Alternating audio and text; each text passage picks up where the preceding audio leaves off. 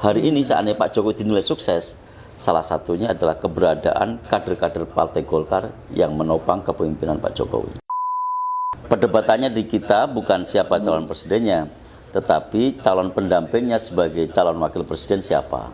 Dan Golkar Jawa Timur memang mengusulkan Ibu Khofifah Indar Parawansa sebagai calon wakil presiden.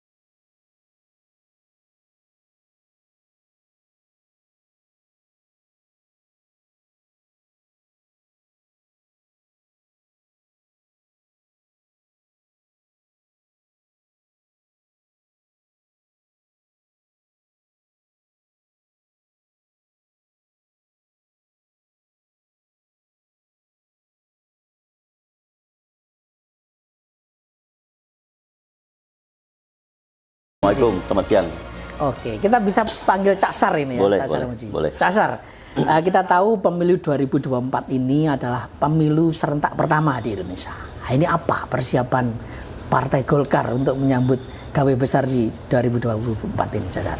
Memang resiko pemilu serentak dengan pilpres, legislatif dengan pilpres, ada yang disebut kotel efek ya. Oke. Tetapi sebenarnya ini tidak hanya khas 2004 besok, karena 2019 kemarin sebenarnya istilah kotel efek itu sudah berlaku. Waktu pemilu diadakan legislatif terlebih dahulu baru pilpres, sebenarnya di pileg kemarin itu isu tentang pilpres sudah kencang sekali, sehingga calon presiden itu membawa pengaruh kepada pemilihan legislatif. Jadi 2019 pun meskipun tidak serentak, sebenarnya calon presiden sudah berpengaruh terhadap pemilihan legislatif. Dan di situ Golkar membuktikan sebenarnya meskipun kita tidak punya calon presiden yang identik dengan Golkar, Golkar bisa menjadi partai sekurang-kurangnya 2 besar di Indonesia. Artinya sebenarnya urusan kotel efek ini pengaruhnya tidak terlalu besar untuk Partai Golkar. Kalau Partai Golkar andaikan pun dalam kondisi terburuk tidak punya calon yang identik dengan Partai Golkar. Tetapi dugaan saya seandainya Golkar punya calon yang identik dengan Partai Golkar, misalkan ketua umum kita, itu bisa menjadi faktor pendorong untuk naiknya suara Partai Golkar. Jadi tidak memiliki calon tidak terlalu berpengaruh, tapi memiliki calon punya pengaruh yang kuat. Nah, gitu. Enaknya Golkar itu kira-kira itu. Dan untuk Jawa Timur sendiri, Pak Sarmuji ya, apakah sudah ada nama-nama calon presiden yang menjadi aspirasi warga Jawa Timur ini? Kalau calon presiden yang sudah kita putuskan di dalam Rapimnas adalah nama Ketua Umum Partai Golkar, Pak Erlangga Hartarto. Perdebatannya di kita bukan siapa calon presidennya, tetapi calon pendampingnya sebagai calon wakil presiden siapa. Dan Golkar Jawa Timur memang mengusulkan Ibu Khofifah Indar Parawansa sebagai calon wakil presiden. Karena kita menganggap Bu Khofifah itu sudah punya pengalaman yang panjang di pemerintahan dan organisasi masyarakat. Di pemerintahan sudah pernah jadi anggota DPR, pernah jadi menteri, pernah jadi gubernur. Di organisasi kemasyarakatan pernah menjadi ketua umum Muslimat, memenuhi syarat untuk mendampingi Pak Erlangga yang juga punya pengalaman dan jam terbang yang sangat tinggi di pemerintahan. Idealnya Pak Sarmuji, berapa lama sih kita memastikan calon presiden ini sebelum pemilu dilaksanakan gitu ya, sehingga ini efektif untuk memutar mesin politik kita gitu Pak Sarmuji? Sebenarnya waktu itu menjadi relatif ya. Di Indonesia itu ada yang biasa saya sebut sebagai kesadaran tiba-tiba. Ada calon yang tiba-tiba muncul dan mendapatkan sambutan yang luar biasa. Pak Jokowi, saya pikir 1,5 tahun sebelum pemilu, dari sisi elektabilitas belum siapa-siapa. Sangat rendah elektabilitasnya. Waktu itu yang muncul ya Pak Wiranto, Pak Prabowo. Tetapi begitu Pak Jokowi muncul, kemudian mendapatkan antusiasme yang besar di masyarakat. Nah, saya berharap Pak Erlangga juga begitu. Sekarang memang belum muncul, tetapi begitu ada momentum yang bagus untuk muncul, mudah-mudahan Pak Erlangga bisa cepat sekali naik elektabilitasnya, mendapat sambutan dan antusiasme yang bagus juga. Ini ke pilkada Pak Sarmuji ya, di tahun 2020 pilkada terakhir ada 19 kepala daerah yang dicalonkan Golkar di Jawa Timur ya, dan 50% lebih itu dimenangkan oleh Golkar. Nah, untuk pemilu 2024, pilkada 2024, saya sudah punya gambaran. Kalau 2024 menurut saya dari sisi hitungan-hitungan kader Golkar jauh lebih banyak yang siap untuk running. Artinya ini potensi untuk naik ya kemenangan di pilkada 2024. Dan itu benar-benar kader Partai Golkar yang asli. Misalkan saya bisa sebut yang sekarang jadi wakil wali kota dan siap untuk menjadi wali kota, misalkan wakil wali kota Pasuruan, Mas Adi, ya. Wakil wali kota Malang, wakil bupati Pacitan, wakil bupati Madiun.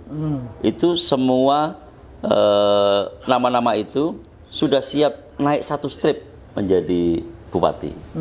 Dan dari sisi elektabilitas pantauan kita, penerimaan di masyarakatnya sangat besar.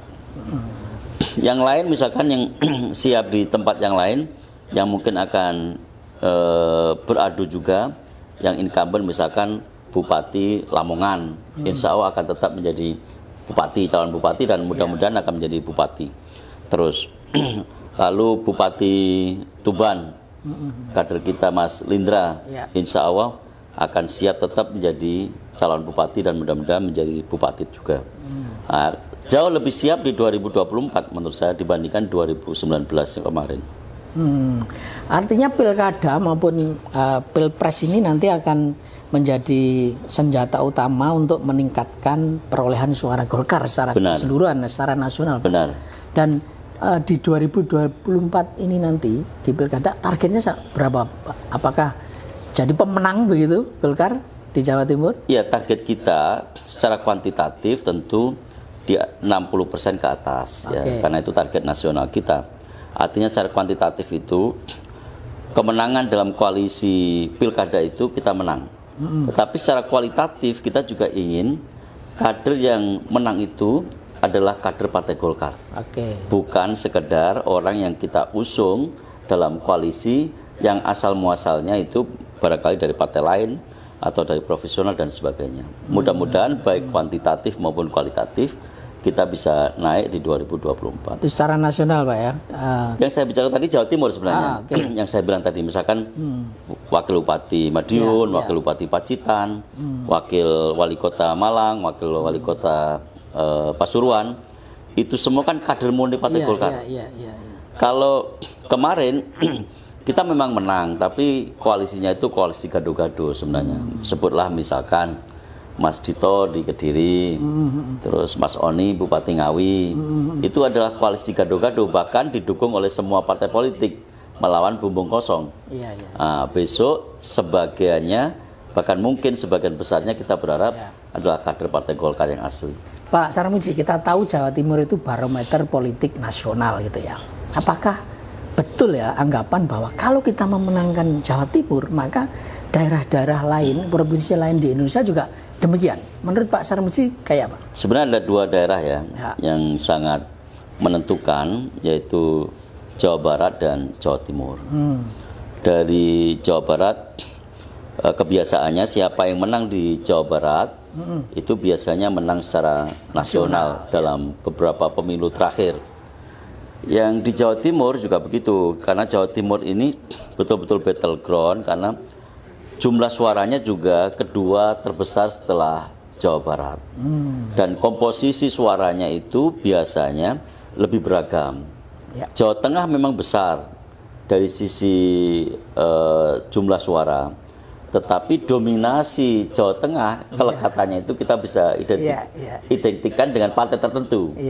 Jadi sulit orang untuk masuk ke Jawa Tengah. Battlegroundnya itu memang Jawa Timur dan Jawa Barat. Pak Sarmuji, ini salah satu strategi partai politik untuk memenangkan adalah mencari kader-kader di luar partai juga yang tokoh public figure termasuk artis. Golkar sendiri apakah juga akan menerapkan cara itu untuk mendulang suara di pemilu 2024? Nah, ini yang menjadi ciri khas Partai Golkar ya. Kita memang menerima orang-orang yang berlatar belakang bukan kader gitu ya. Bukan kader atau pesohor lah ya. Tetapi siapapun pesohor yang masuk ke Partai Golkar, dia masuk dalam suatu sistem kaderisasi dan tidak bisa otomatis kemudian menjadi orang yang tiba-tiba menonjol di Partai Golkar. Sebutlah misalkan Mbak Nurul Arifin itu kurang terkenal seperti apa? Luar biasa terkenalnya, artis terkenal sekali di seluruh Indonesia. Tetapi Mbak Nurul Arifin menapaki jenjang kaderisasi yang tidak mudah di Partai Golkar. Dari bawah naik sedikit. Sekarang pun Mbak Nurul Arifin sudah sehebat itu, tapi di tengah Partai Golkar dia harus berkompetisi untuk memperebutkan tempat yang barangkali diisi juga oleh kalangan non pesohor.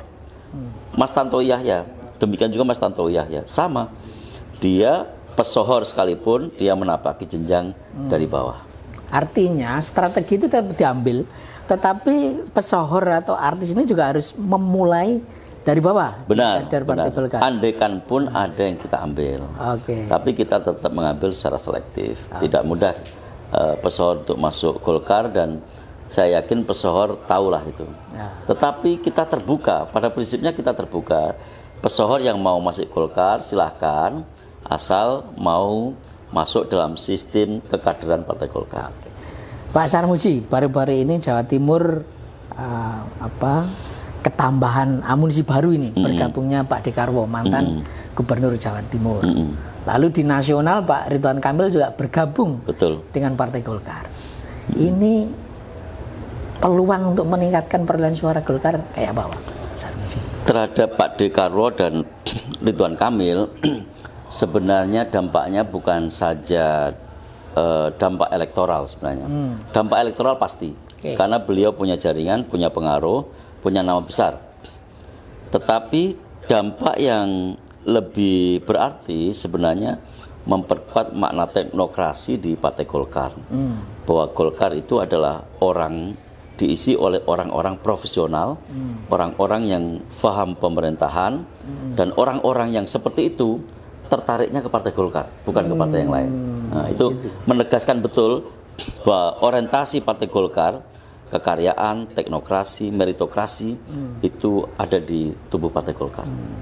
Terkait Pak Ridwan Kamil, Pak Sarmuji ya, tentu ini mungkin Pak Sarmuji karena di Jawa Timur ya, tapi secara nasional kalau misalnya nanti polling menempatkan Pak Ridwan Kamil di posisi teratas gitu ya untuk capres, apakah Golkar tetap konsisten terhadap itu atau tetap mengusung Pak Erlangga Hartarto sebagai capres? Jadi capres itu sebenarnya bukan hanya persoalan elektabilitas. Capres di Partai Golkar itu menempatkan elektabilitas itu hanya salah satu faktor saja.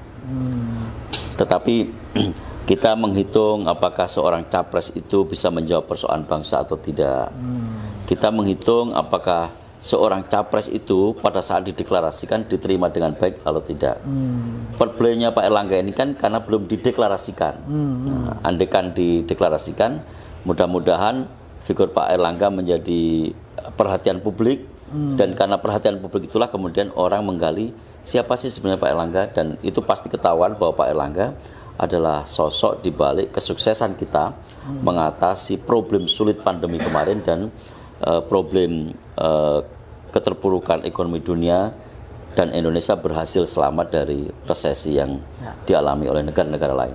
Di banyak kesempatan Pak Sarmuji, isu Pak Harto itu juga diusung oleh Golkar. Artinya kesuksesan Pak Harto ketika memimpin negeri ini kemudian dianggap itu juga bagian dari kesuksesan Golkar. Iya. Dan sekarang juga apakah masih jadikan salah satu strategi untuk memenangkan suara Golkar Pak di 2024 nanti? Sebenarnya cap Pak Harto itu cap developmentalisme sebenarnya, lebih ke sana. Faham yang mengutamakan pembangunan dan kesejahteraan rakyat. Kenapa Golkar identik dengan Pak Harto? Saya pikir karena Golkar dinilai adalah partai yang berhasil membangun Indonesia dan menjamin kesejahteraan rakyat Indonesia selama berpuluh-puluh tahun. Bahkan hingga saat ini sebenarnya cap itu masih ada. Jadi kalau ngomong Golkar itu adalah satu kelompok manusia yang siap menghantarkan rakyat Indonesia menuju kesejahteraannya. Dan bahkan kesuksesan Pak Jokowi ini sebenarnya hari ini saatnya Pak Jokowi dinilai sukses, salah satunya adalah keberadaan kader-kader Partai Golkar yang menopang kepemimpinan Pak Jokowi. Artinya itu dianggap efektif Pak. Sosok Pak Harto menjadi bagian strategi kampanye Golkar itu apakah efektif? Kalau efektivitasnya mesti kita ukur ya. Tetapi kesamaan ideologinya itu barangkali mirip gitu. Antara Pak Harto dan Golkar itu kira-kira gambaran sosoknya itu orang yang siap ideologi satu gitu ya, frame ideologi. Jadi ideologi yang mensejahterakan rakyat. Oke. Pak Sarmuji, beberapa waktu terakhir banyak isu yang atau banyak gagasan bahwa presiden itu mestinya tetap harus dari Jawa ya. Karena mungkin pemilihnya memang memilih dari Jawa tentu lebih besar itu ya. Apakah ini juga akan berlaku di pemilu 2024 nanti? Memang ada sesuatu yang tak terkatakan, Mas. Yang sulit diukur dengan survei.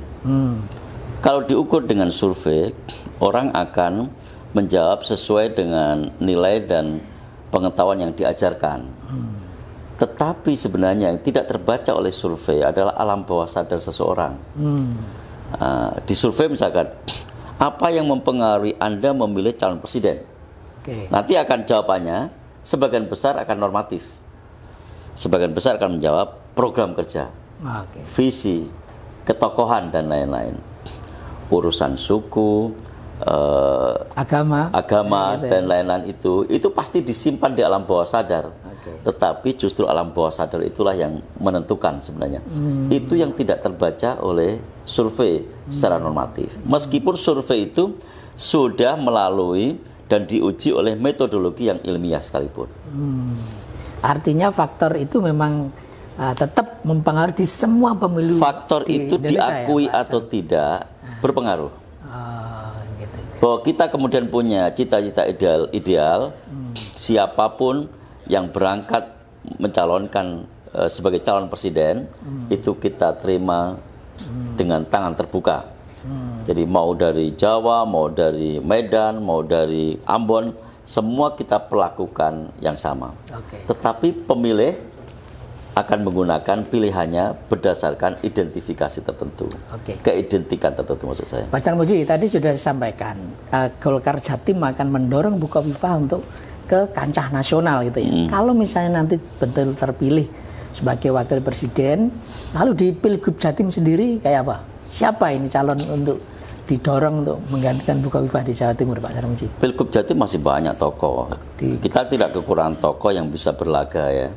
Masih ada Mas Emil, masih ada Lanyala Mataliti, masih ada Bu Risma, masih ada misalkan Pak Jarod, dan banyak lagi figur yang bisa Pak Sarmuji masuk ditampilkan. Lah, harusnya ini. Saya tidak tahu karena saya tidak bisa menilai diri saya sendiri. Jadi artinya nanti dari luar kader pun ada potensi untuk diusung Golkar di Jawa Timur. Bisa, karena gini, fungsi partai politik itu salah satunya adalah rekrutmen politik ya. Rekrutmen politik tentu saja yang ideal adalah berasal dan bersumber dari internal kader. Karena partai politik juga melakukan pendidikan politik, melakukan pendidikan dan kaderisasi di secara internal. Tetapi andaikan kita melihat ada sosok yang baik untuk bisa menjadi calon gubernur Jawa Timur di luar kader, bisa saja kita melakukan kombinasi atau memilih salah satu dari mereka yang berada di luar kader partai politik. Oh, baik, Pak Sarmuji, closing statement dari Pak Sarmuji untuk menyambut pemilu 2024, silakan Pak Sarmuji. Ya, pemilu itu pesta demokrasi, jadi kita mesti laksanakan dengan riang gembira. Tidak ada pesta yang berawal dan berakhir dengan kesedihan. Mestinya pesta itu harus berawal dan berakhir dengan kegembiraan. Kita sambut saja pemilu dengan rasa gembira, dengan tangan terbuka. Siapapun yang terpilih dalam kontestasi pemilu, baik legislatif, eksekutif, presiden, gubernur maupun bupati, semuanya adalah kader terbaik bangsa Indonesia. Luar biasa sekali Pak Sarmuji. Terima kasih. Tribuners dan pembaca harian Surya dimanapun berada, tadi obrolan gayeng dengan Pak Sarmuji, Ketua DPD Partai Golkar Jawa Timur. Kita akan bertemu dengan tokoh-tokoh politik berikutnya. Saya Trimulyono mengakhiri. Wassalamualaikum warahmatullahi wabarakatuh.